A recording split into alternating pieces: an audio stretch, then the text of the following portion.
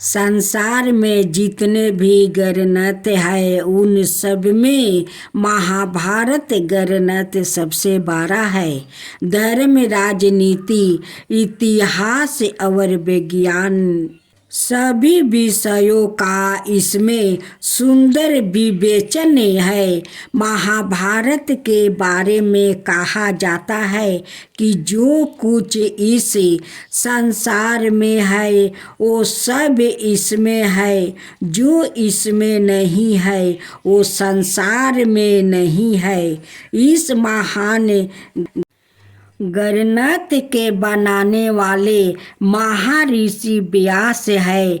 महर्षि व्यास का जन्म गग्रा के एक द्वीप पर हुआ था। इनका रंग काला था, इसलिए इनका नाम कृष्णा द्वारपायन पड़ा। इनके पिता का नाम महर्षि पराशर और माता का नाम सत्यवती था। महर्षि पराशर बड़े ऊंचे कोटि के विद्वान और तपस्वी थे। देशों में दूर दूर तक इनका नाम था। बड़े बड़े सम्राट इनका आशीर्वाद पाने को लालायित रहते थे। महर्षि व्यास की बुद्धि बड़ी दीर्घ थी। जो बात या एक बार सुन लेते थे उनसे सदा याद रखते थे। हिमालय की गोद में इनकी शिक्षा प्रारंभ हुई। उनके ऋषि मुनियों के आश्रमों में जाकर उन्होंने ज्ञान प्राप्त किया। उस समय वैदिक साहित्य बिखरा पड़ा था। कुछ ऋचाएँ किसी ऋषि के पास थी और कुछ ऋचाएँ किसी ऋषि के पास थी। सारी ऋचाएँ एक ऋषि से प्राप्त नहीं हो सकती थी।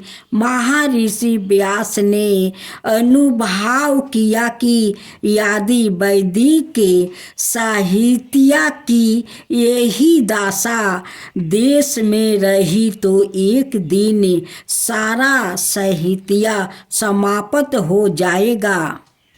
यह सोचकर अपने हिमालय से कन्याकुमारी तक और पूर्व से पश्चिम तक संपूर्ण भारत की यात्रा की। बड़े बड़े ऋषियों मुनियों से मिले, मंत्र इकट्ठा किए, चर्चा की। कहते हैं 28 बार वेदों के मंत्रों का संकलन व्यास जी ने किया।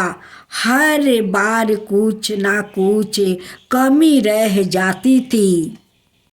अंत में घोर परिश्रम करके अपने वेदों को एक रूप दिया जो आज तक हमारे देशों में प्रचलित है। इसी कार्य के कारण इनका नाम वेद व्यास पड़ गया।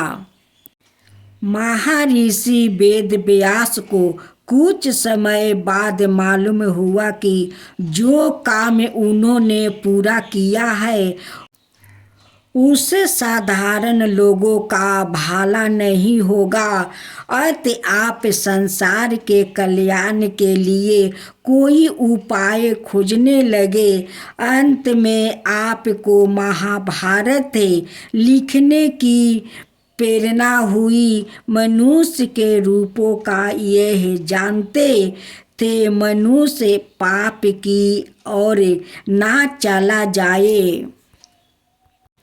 यह सोचकर उन्होंने महाभारत के रूप में छोटी बड़ी अनेकों कथाओं रच दी। सब प्रकार के चरित्रों का इसमें समावेश कर दिया।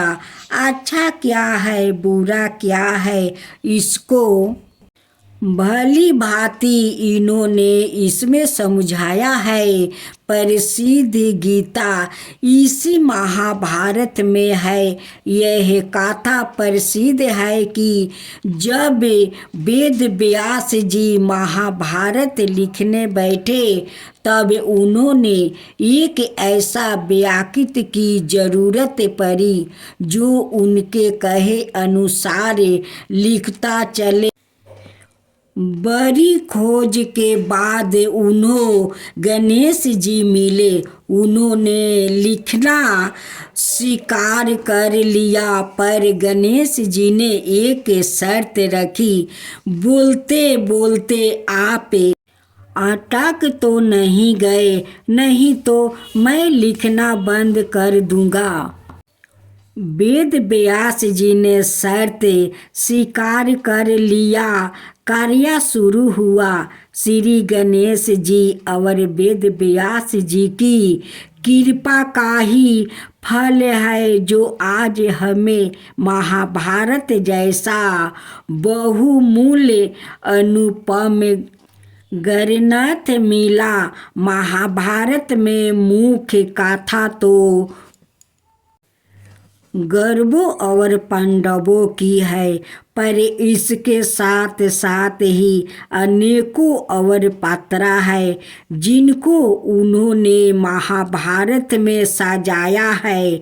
महाभारत के आधार पर अनेकों कवियों ने उत्तम उत्तम ग्रंथ लिखे हैं। महाभारत ग्रंथ आज भी अपने ढंग का अनुपम ग्रंथ है।